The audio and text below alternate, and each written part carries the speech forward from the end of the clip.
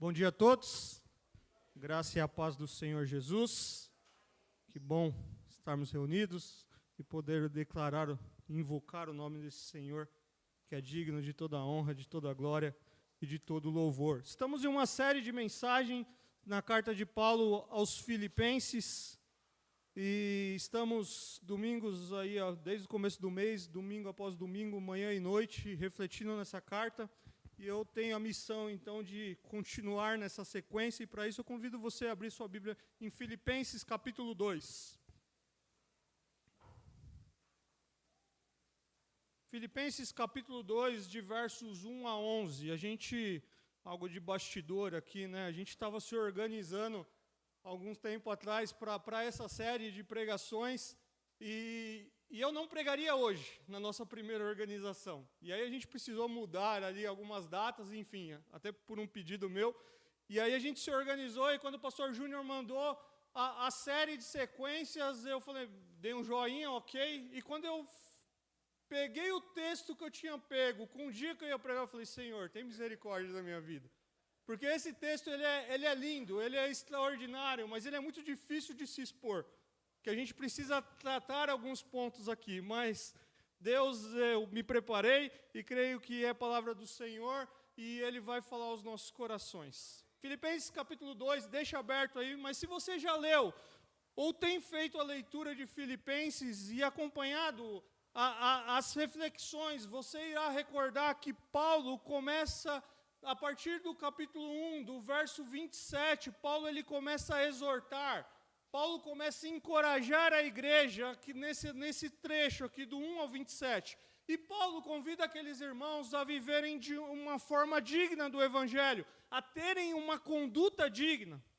E Paulo desejava que aqueles irmãos permanecessem unidos em pensamentos e propósito diante das oposições e aos desafios externos que a igreja enfrentava. Ele almejava que os filipenses percebessem que eles também haviam recebido o privilégio de sofrer pelo Evangelho. É isso que diz Filipenses capítulo 1, dos versos 27 a 30. E Paulo aqui no capítulo 2, dos versos 1 a 11, ele continua e ele aprofunda a sua exortação a respeito da unidade. Falando da unidade por meio da humildade. E a humildade de acordo com o exemplo de Jesus, convidando aqueles irmãos a viverem uma vida de humildade, a agirem com humildade, enquanto eles exercem o seu ministério, a fim de que a unidade seja preservada e para nos mostrar como eles poderiam viver dessa forma.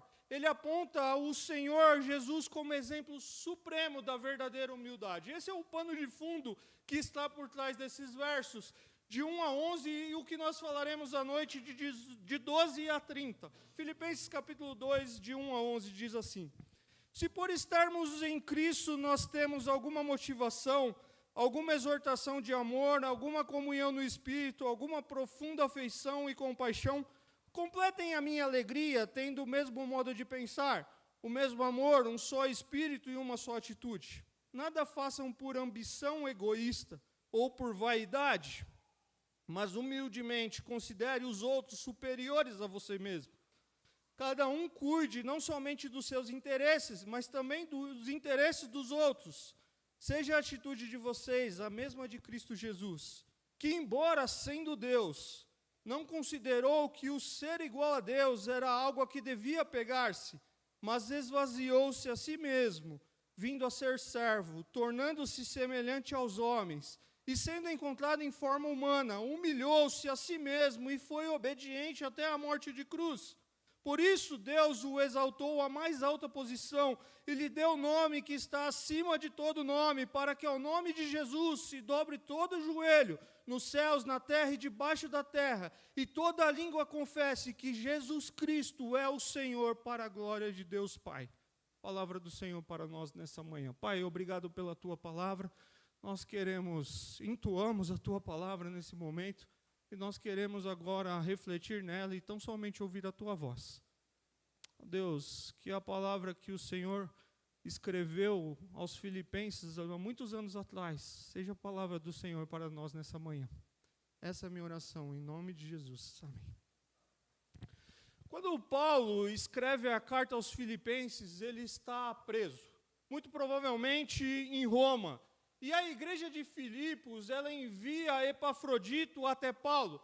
E Epafroditos, ele vai até Paulo, ele leva alguns donativos, ele leva a oferta financeira para Paulo ali na prisão, e ele presta assistência a Paulo, ele ajuda Paulo ali na prisão.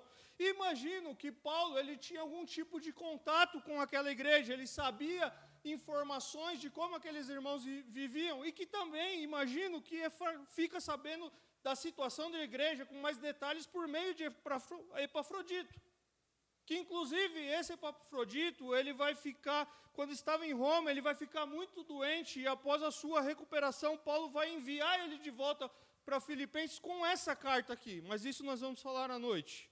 E Paulo vai deixar para nós aqui evidente na carta que a igreja de Filipos enfrentava duas situações ali naquele contexto. Primeiro, uma situação interna. Parece que havia uma certa desunião, um certo grau de superioridade por algumas pessoas e algumas disputas entre eles. Se você olhar Filipenses capítulo 4, verso 2, você vai ver que duas irmãs ali têm algum tipo de conflito e parece que na igreja tinha então algum tipo de desunião, algum grau de superioridade por alguns irmãos. Mas aquela igreja, além do problema interno, ela também enfrentava um contexto externo de pressão e ataque de falsos mestres. Filipenses capítulo 3, verso 2, Paulo vai dizer isso, cuidado com os falsos mestres. E Paulo, então, está interessado aqui em fortificar a igreja em sua luta contra esse ambiente externo, esse mundo hostil, esses falsos mestres, e agora ele afunila aqui, ele dá atenção para a situação interna da igreja. Um problema ameaçador de uma comunidade que poderia estar ou ser dividida. Ele vai convidar aqueles irmãos a examinarem a vida e os seus relacionamentos dentro do contexto da igreja. É evidente na carta que aquela igreja tem qualidades excelentes. E Paulo passa a demonstrar alguns benefícios que aqueles irmãos já desfrutavam e que precisavam ser o pilar da unidade deles. Estar em relacionamento com o Salvador, seguir a Cristo, fluem os benefícios e frutos da salvação que Paulo então passa a destacar para aqueles irmãos. E por isso ele vai dizer no versículo 1 que nós lemos, se por estarmos em Cristo nós temos, e aí ele começa a destacar, se por estarmos em Cristo nós temos alguma motivação, ou talvez na sua versão, exortação em Cristo, algum encorajamento de amor, alguma comunhão no Espírito, alguma profunda afeição e compaixão, Paulo convida aqui aqueles irmãos a se lembrarem das suas responsabilidades e que são uma comunidade amada por Cristo. Se existe uma unidade com Cristo, uma vez que vocês estão unidos com Cristo, uma vez que vocês estão nessa união com Ele, é preciso também caminhar em união com o seu irmão. Existe uma responsabilidade de vocês trabalharem juntos, em harmonia. Ele ressalta também o amor de Cristo pela igreja, que deveria levar aqueles irmãos a amarem e suportarem uns aos outros. O que Paulo está dizendo aqui, uma vez que vocês estão em Cristo, uma vez que Cristo é parte da vida de vocês, se há alguma motivação nisso, se há algum encorajamento disso, se há alguma comunhão em estar com Ele nisso, se há alguma profunda afeição e compaixão, viva dessa forma entre vocês.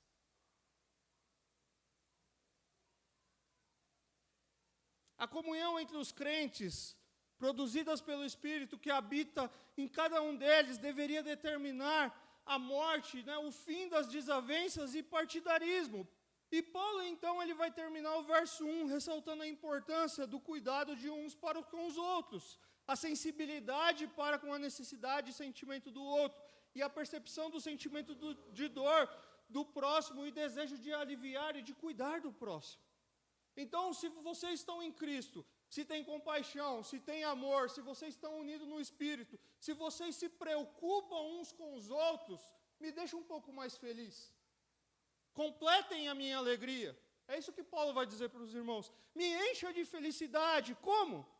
Tendo o mesmo modo de pensar, o mesmo amor, um só Espírito e uma só atitude. O que Paulo diz aqui para nós e aos filipenses é que a alegria seria aumentada se os filipenses vivessem em união uns com os outros.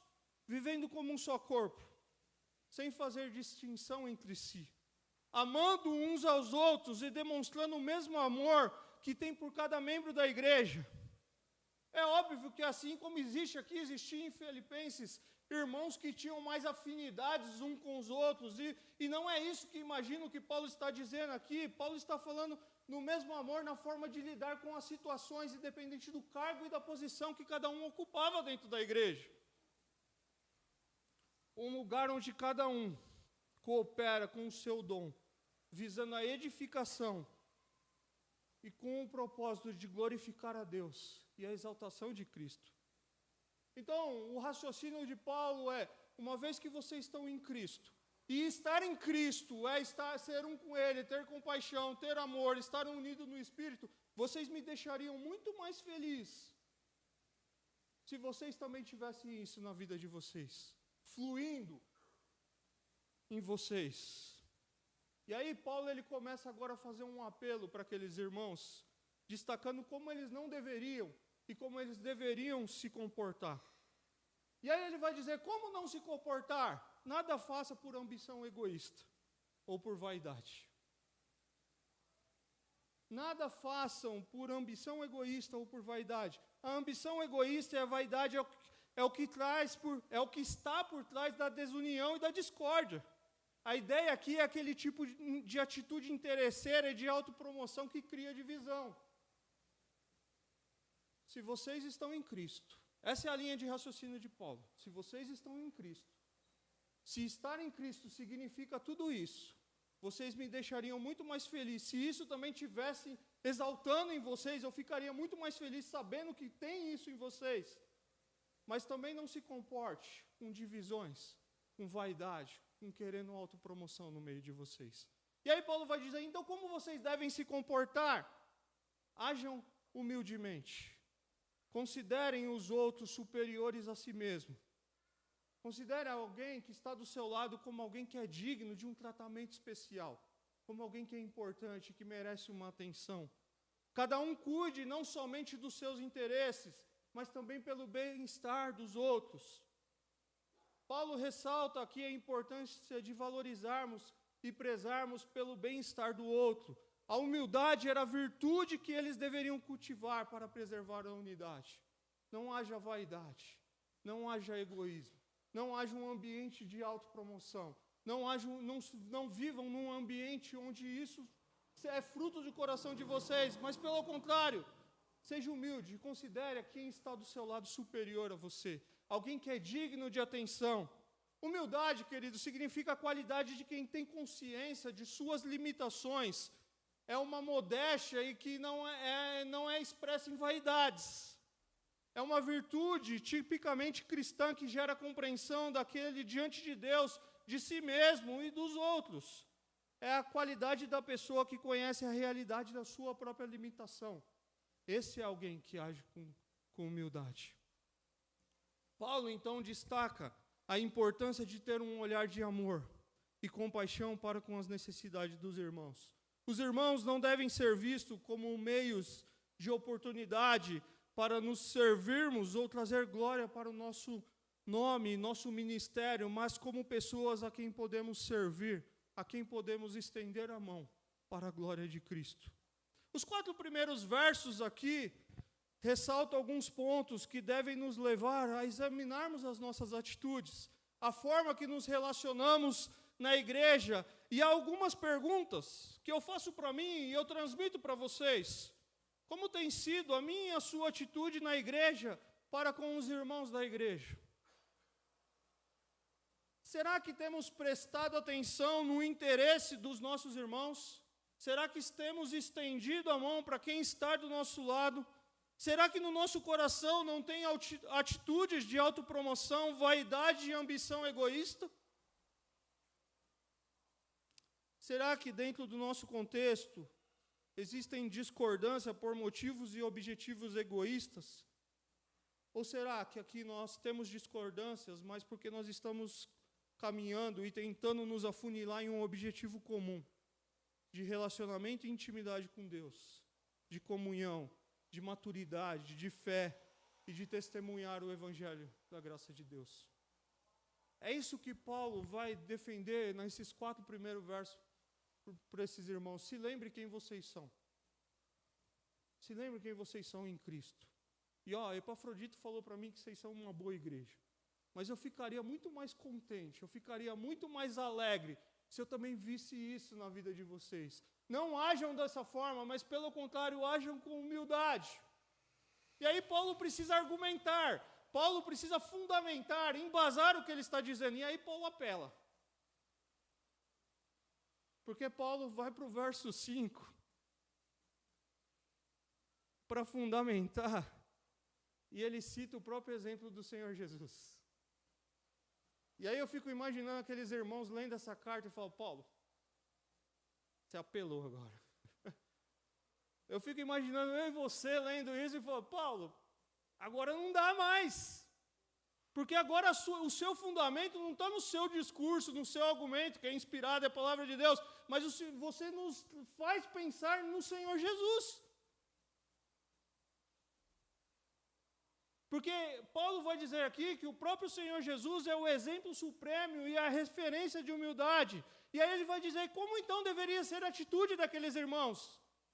Seja a atitude de vocês, seja o sentimento interno de vocês, seja o modo de pensar, estou abrindo aqui o significado dessa palavra, a mesma de Cristo Jesus.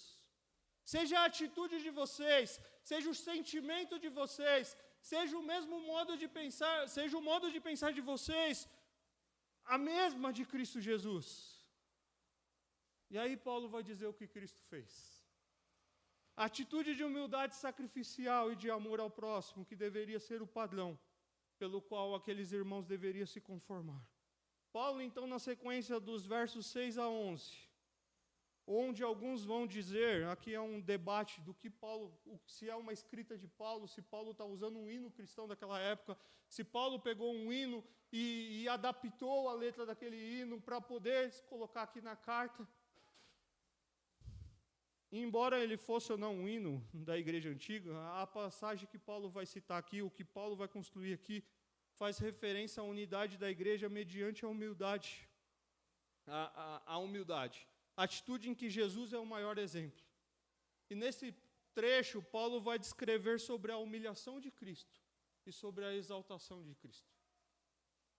Olha a construção de Paulo, meus irmãos. Nós estamos numa sequência expositiva. Eu quero que vocês entendam o que Paulo está fazendo. Por isso que eu estou sendo repetitivo. Ele coloca quem eles são em Cristo.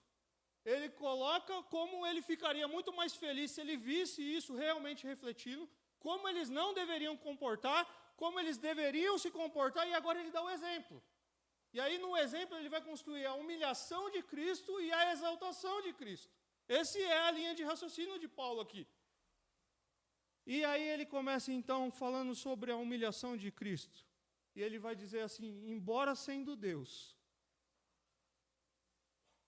não considerou o ser igual a Deus algo que ele deveria se apegar, mas esvaziou-se a si mesmo, vindo a ser servo, tornando-se semelhante aos homens. Eu estou lendo na versão NVI, e na minha versão descreve que, embora sendo Deus, não considerou que o ser igual a Deus era algo que deveria apegar-se. Talvez na sua versão possa estar, pois ele, subsistindo na forma de Deus, não julgou como usurpação ser igual a Deus.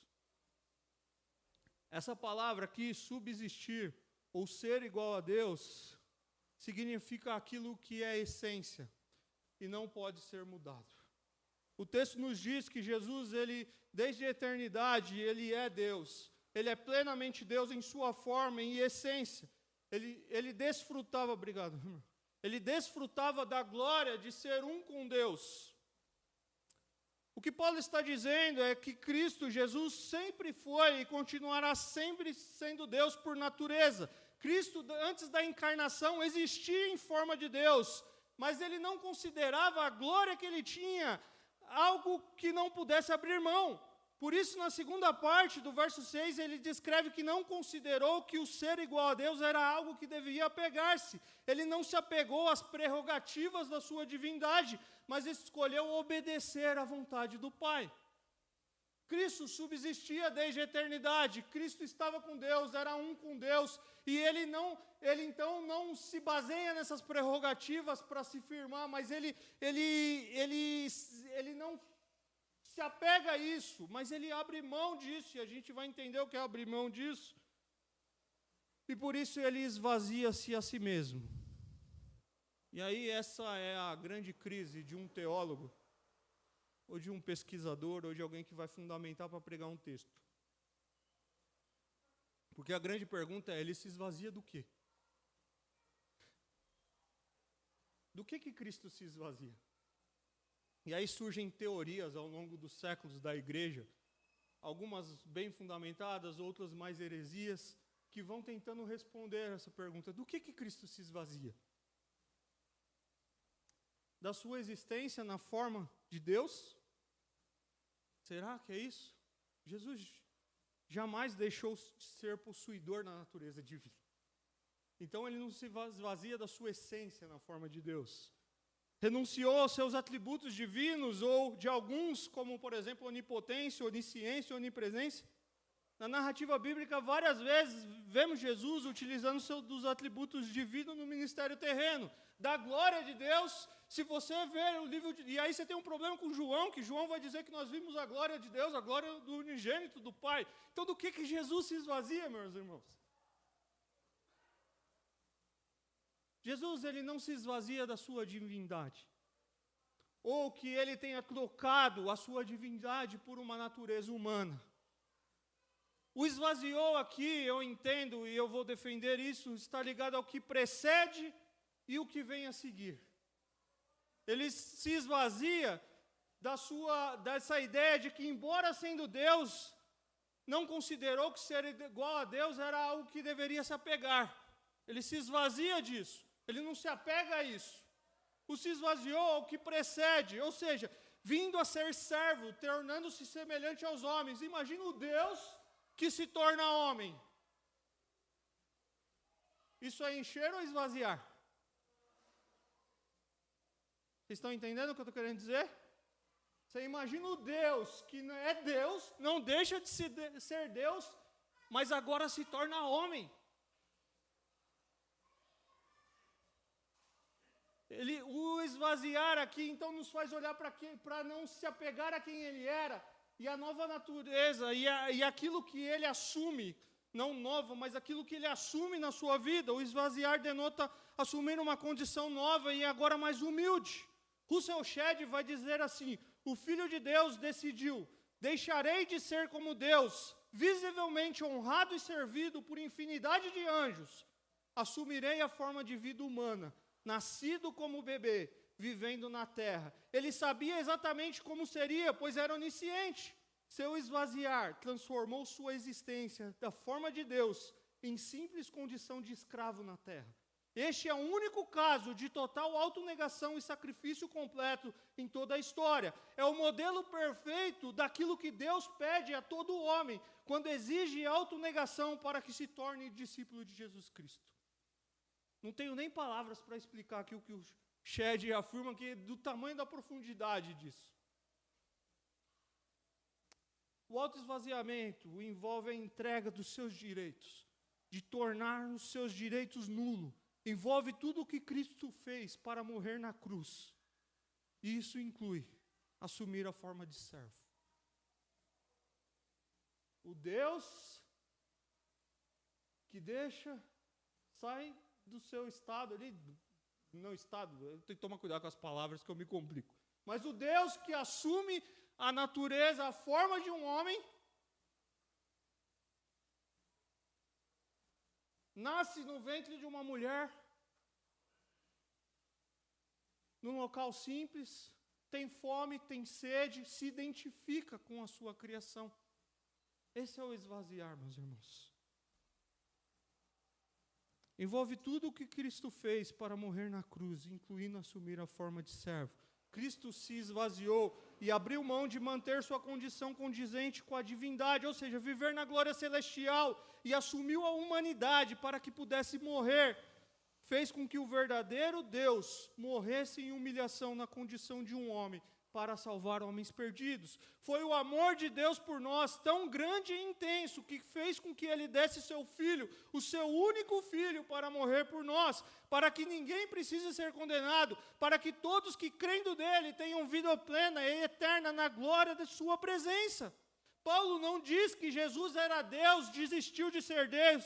Em vez disso, ele tornou-se escravo, sem jamais abandonar o que ele era anteriormente. Adotou o modo de existir de um servo, de um escravo.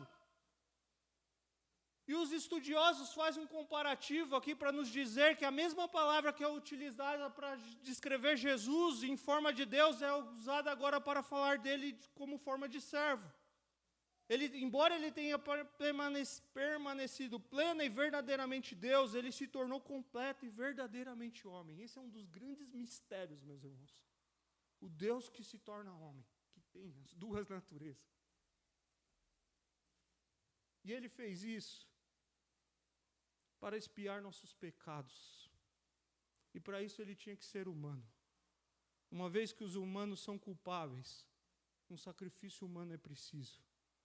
Por outro lado, ele também deve ser Deus, uma vez que só Deus poderia sofrer e esgotar a era infinita de Deus. Ele não veio como membro da realeza. Ele não veio em majestade, ele veio como um servo, como um escravo. A posição que Jesus assume de escravo era uma posição humilhante. E por isso Paulo continua no verso 8 dizendo: e sendo encontrado na forma humana, humilhou-se a si mesmo e foi obediente até a morte, e morte de cruz. Eu quero voltar para Paulo aqui em Filipenses e fazer aqueles irmãos, lendo essa carta, conversando sobre ela, pensando no argumento de Paulo, e eu quero trazer você para essa carta, mas pensar na sua realidade, porque a minha pergunta para você é: quem é Jesus para você? É um bom exemplo moral? É um exemplo de alguém que vai te dar tudo o que você quer? É um cara para você incluir na sua agenda que vai te encher de programação? Ou ele é o seu Salvador? Ele é o seu Senhor. Alguém que fez tudo isso por amor a mim e a você.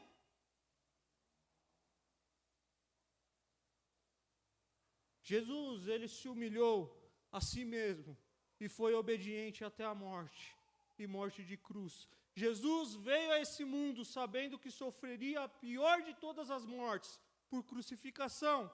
O tipo mais horrível de morte do mundo antigo, o tipo de morte reservada para os piores dos criminosos.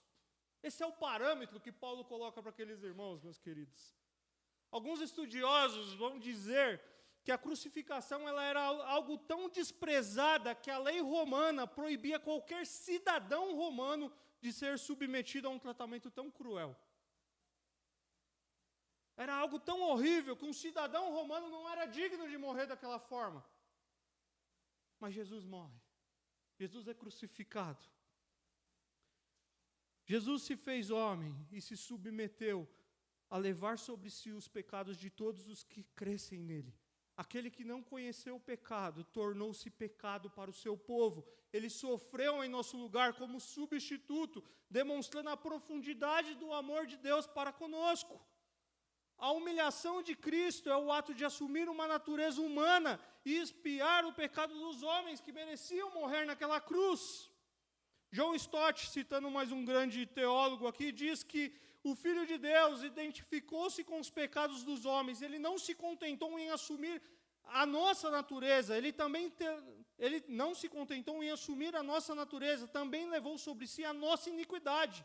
Ele não apenas se fez carne no útero de Maria. Ele se fez pecado na cruz do Calvário. Ele levou sobre si todos os pecados do mundo. E agora nós podemos nos reconciliar com Deus, desde que confiemos nesse Salvador e o recebamos em nossas vidas. Jesus, ele abre mão, porque ele não pensou em si mesmo, ele pensou nos outros. Ele se humilhou. E o convite para aqueles irmãos é para que o façam o mesmo. Ressalto aqui que Paulo está apontando para o supremo exemplo de humildade de Cristo. Ninguém nunca nunca se humilhou mais que o Senhor. Ninguém jamais abriu mão de tantas coisas como ele. E é isso que é o exemplo que aqueles irmãos deveriam aprender. E é isso que é o exemplo que nós deveríamos aprender. Jesus, no seu ministério, ele demonstra, ele manifesta a sua natureza, a sua forma de Deus, na natureza, na forma de um escravo. E no seu ministério, ele pega uma bacia e uma toalha, e ele lava o pé dos seus discípulos. Uma tarefa, de uma forma geral, realizada por um servo, por um escravo. Um exemplo de serviço, de humildade. E a grande lição de Jesus é que os discípulos deveriam estar dispostos a realizar os serviços mais humildes, uns para com os outros. E por isso, lá em João capítulo 13, dos versos 12 a 15, está descrito: quando terminou de lavar-lhe os pés, Jesus tornou a vestir sua capa e voltou ao seu lugar. Então lhes perguntou: vocês entendem o que lhes fiz? Vocês me chamam mestre e senhor, e com razão, porque eu sou. Pois bem, eu sendo servo, senhor e mestre de vocês, lavei-lhe os pés. Vocês também lavar os pés uns dos outros. Eu lhes dei o exemplo para que vocês lhe façam como lhes fiz. Aquele que abre mão da glória. Aquele que assume uma natureza humana. Ele dá o exemplo para os seus discípulos fazer o mesmo. Sendo um pouco prático e para pensarmos na nossa realidade, Deus, pela sua graça e misericórdia, tem me dado a oportunidade de ensinar sobre liderança cristã em um seminário. E eu costumo dizer para os meus alunos que quando nós falamos de liderança cristã, nós precisamos lembrar que o maior líder de todos disse: se alguém quiser ser o primeiro, será o último e servo de todos. O líder cristão significa, antes de tudo, esvaziar-se de toda ambição, de comandar e de ser conhecido, para encher-se do desejo de servir. É isso que deveria ter naquela igreja, e é isso que deveria ter na minha e na sua vida, meus irmãos. Porque a posição de liderança, obviamente, ela nos leva a comandar, ela nos leva a levar as pessoas a um caminho, mas isso no ambiente cristão não tem que ser por cheio de querer fazer isso para a minha glória, mas para servir o corpo, a igreja de Cristo Jesus. E só consegue viver dessa forma quem conhece Cristo Jesus, que tem um caráter transformado, que vive de forma piedosa e que tem disposição de viver para que alguém seja glorificado e não ele seja glorificado.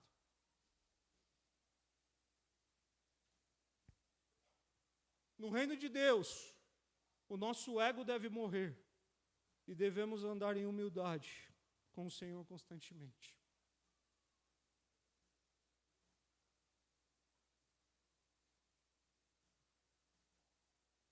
Dá para argumentar com Paulo aqui, queridos? É esse o fundamento aqui de Paulo. E aí Paulo vai dizer, ele se humilhou, ele morreu, morte de cruz, e agora Paulo passa a descrever a gloriosa recompensa que Jesus recebeu após a humilhação e a exaltação do seu nome. E aí ele vai dizer lá nos versos 9 a 11, por isso Deus o exaltou, a mais alta posição. Ele deu o nome que está acima de todo nome, para que ao nome de Jesus se dobre todo o joelho, nos céus, na terra e debaixo da terra, e toda a língua confesse que Jesus Cristo é o Senhor, para a glória de Deus Pai. Cristo aqui, Paulo vai descrever, ele se humilhou, mas ele foi exaltado para a maior posição possível. Deus o exaltou a uma posição superior, comparada àquela que ele detinha quando era então na forma de Deus. Deus o Pai enalteceu o Filho de uma forma transcendentemente gloriosa. Ele recebeu um nome que está acima de todo nome. Ele recebe o nome de Senhor. E a palavra Senhor aqui significa Kyrios. Kyrios é a tradução do hebraico para o grego para dizer Senhor, o Deus Yahvé, o nome de Deus, o Deus Todo-Poderoso. Vocês estão entendendo isso? A posição que ele recebe aqui é de Senhor, o Senhor Deus, o Todo-Poderoso.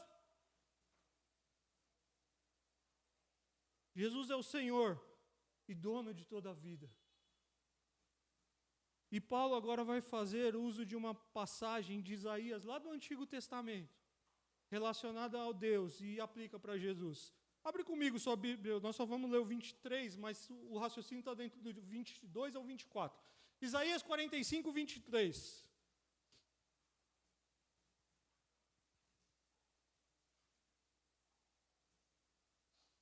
O raciocínio de Paulo aqui está do 22 ao 24, mas nós leremos o 23, que dá a base para o que eu vou falar. Por mim mesmo eu jurei, a minha boca pronunciou com toda a integridade uma palavra que não será revogada. Diante de mim todo joelho se dobrará, junto a mim toda língua jurará, toda língua confessará. Paulo aplica aqui uma passagem lá de Isaías para esse Senhor aqui. Isaías 45, 23. E eu anotei isso. Se eu estou vendo alguém olhando aqui, eu acho que eu li o verso errado, né? Estou vendo os olhares. Mas se não for isso, é isso. Isaías 45, 23. Ele aplica uma palavra que estava lá relacionada a Deus e ele aplica para Jesus. Quem estuda texto bíblico sabe que dentro do Novo Testamento nós temos várias citações diretas, indiretas, várias alusões aos textos do Antigo Testamento. E é isso que Paulo faz aqui. Ele aplica uma palavra lá que era a proposição de Deus aqui para Jesus. E ele vai dizer, nos céus, na terra, trazendo a ideia de que os anjos, a humanidade, os anjos caídos. O sentido aqui da linguagem de Paulo é dizer que todos os seres vivos confessem que Jesus Cristo é o Senhor para a glória de Deus Pai. É a percepção da supremacia, do domínio de Cristo Jesus. E é assim que ele termina. E aqui não é só importante fazer um parênteses, não é uma ideia de salvação universal. O plano de Deus, obviamente, é que todas as pessoas em todos os lugares o adorem e o sirvam como Senhor. Mas no fim, voluntariamente ou não, todos confessarão o senhorio de Jesus Cristo. Os incrédulos também reconhecerão no juízo final que Cristo é exatamente o que ele sempre afirmou ser. E aí eu quero aqui caminhar para a conclusão, ressaltando alguns pontos. Cristo assume a forma humana para morrer pelo perdão dos pecados. Deus enviou seu Filho Jesus ao mundo para que vivesse de uma forma perfeita, morresse uma morte substitutiva em nosso lugar e ressuscitasse para que todos crescem na mensagem do Evangelho, sejam salvos dos seus pecados e vivam em relacionamento com Ele. O convite que Paulo está fazendo para aqueles irmãos da igreja de Filipos, atacado por situações, inimigos externos e por possibilidades de intrigas internas, era o de olhar para Jesus, seguir os passos dele e imitar o seu exemplo, a negarem os desejos egoístas e em seu lugar obedecer a Cristo. Ele está convidando aqueles irmãos a cultivarem uma atitude de renúncia, mostrada por Jesus. Eles deveriam negar a si mesmos, embora a condição daqueles irmãos não era a mesma de Jesus, a obediência e o exemplo de Cristo deveriam os levar a servir outras pessoas. A pessoa que ama como Jesus amou, serve também como Jesus serviu, como um servo humilde. E Paulo diz que Jesus é declarado como Senhor, diante de quem a todos devem se curvar e assim o confessar. E é assim que eu queria terminar nossa mensagem nessa manhã, meus irmãos. Nos convidando a declarar o Senhor da minha vida. Dono do meu coração. Dono de todas as coisas. Aquele que, quando eu olho para isso, eu não tenho palavras para explicar, mas que nos faz nos prostrar diante dele. O convite de Paulo para aquela igreja é o de imitarem a Cristo. E o convite para nós nessa manhã, que pela graça de Deus, que opera em nós por meio do Espírito, é a seguir na direção que o próprio Cristo seguiu, para resgatar a nossa condição caída e nos ensinar o significado de ser plenamente humanos à imagem de Deus. A adotarmos um estilo de vida, uma forma de viver que se assemelha ao de Jesus. Esse é o convite. E eu termino te lembrando, quem vocês são em Cristo? Um com Cristo, em amor, em compaixão. Ficaria muito mais feliz se vocês realmente fossem um, se tivesse amor no meio de vocês, Não vivam de forma egoísta, não vivam em divisões. Como vocês devem viver? Olhando para o interesse dos outros. E para quem vocês devem olhar? Para Jesus, aquele que merece toda a honra, aquele que merece toda a glória e aquele que nós devemos adorar. Jesus é o Senhor da sua vida?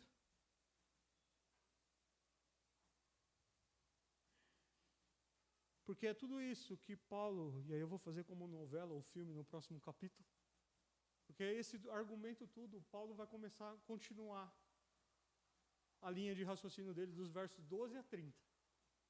Porque ele vai falar como que vocês devem, então, viver a salvação de vocês, esse processo de transformação. Como que deve ser? Olha para o meu exemplo, olha para o exemplo de Timóteo, olha para o exemplo de Epafrodito. Essa é a linha de raciocínio de Paulo do capítulo 2, entenderam? Tem divisão entre vocês, tem cheiro de divisão entre vocês. Ele argumenta aquilo que ele pensa, dá o exemplo de Jesus, como viver através desse exemplo. Olha para a minha vida, olha como é a vida de Timóteo e olha a vida de Epafrodito. Porque eu estou mandando ele de volta para vocês e vocês o recebam bem. Cenas do próximo capítulo que veremos à noite. Que nós possamos terminar nessa noite com o nosso coração declarando, nessa manhã, que Jesus é o Senhor. Vamos orar? Agradecendo a Deus pelo seu amor. Pai, nós te agradecemos pela tua palavra, Pai.